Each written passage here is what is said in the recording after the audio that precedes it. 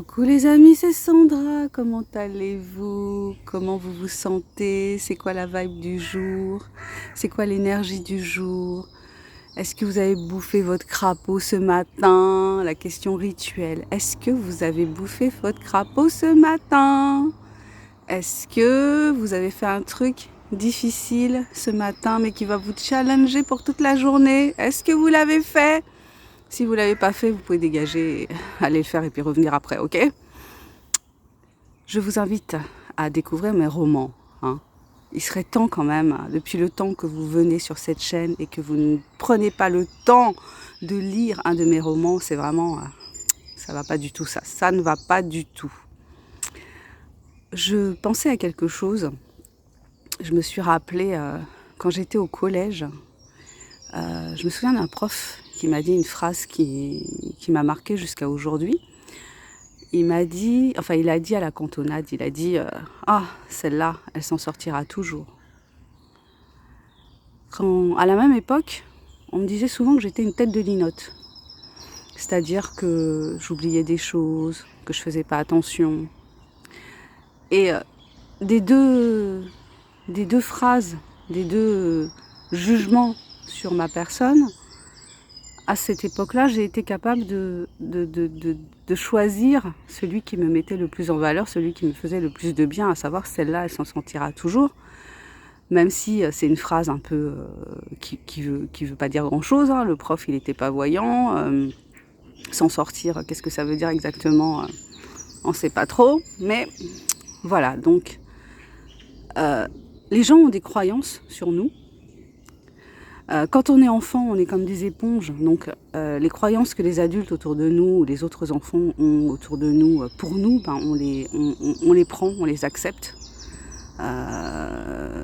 Si on répète à un gamin toute son enfance qu'il est con, qu'il vaut rien, qu'il n'arrivera jamais à rien dans sa vie, ben, il va accepter cette croyance sur lui-même. Il va l'intégrer. Et puis, après, dans sa vie, il va avoir tendance lui-même à se considérer comme quelqu'un qui vaut rien. Et puis souvent, considérer que les autres aussi ne valent pas grand-chose. Les autres qui le côtoient. Donc, les croyances qu'on intègre, les croyances qu'on accepte, enfant, effectivement, on n'a pas toujours... on n'a pas la... on n'est pas dans l'état d'esprit d'être dans la critique, forcément, et dans l'opposition par rapport à ce qu'on nous renvoie par rapport à nous-mêmes. Mais adulte, on peut choisir ses croyances sur nous-mêmes. C'est un peu bizarre de dire ça, mais c'est vrai, on peut choisir nos croyances sur nous-mêmes et développer des croyances positives par rapport à nous-mêmes.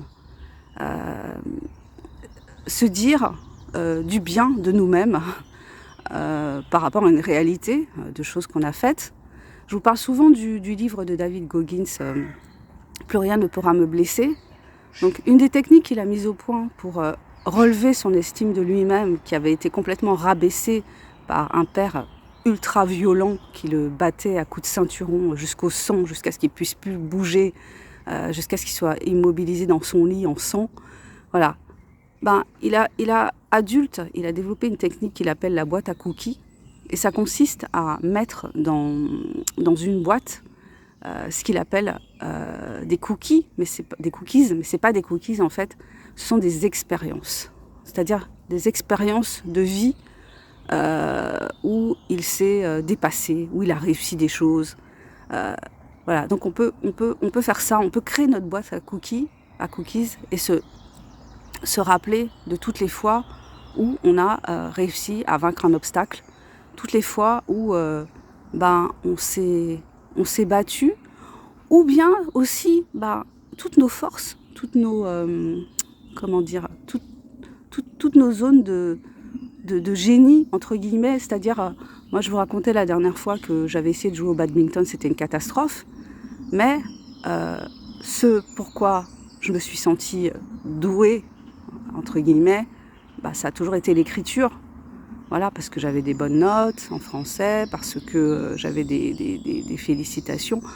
Voilà, donc on a tous notre zone où on se sent à l'aise, on se sent à son aise. Donc c'est important de se rappeler de ça et de pas être... de ne pas avoir honte de ça aussi, de ne pas avoir honte d'être bon dans un domaine ou de se sentir bon dans un domaine.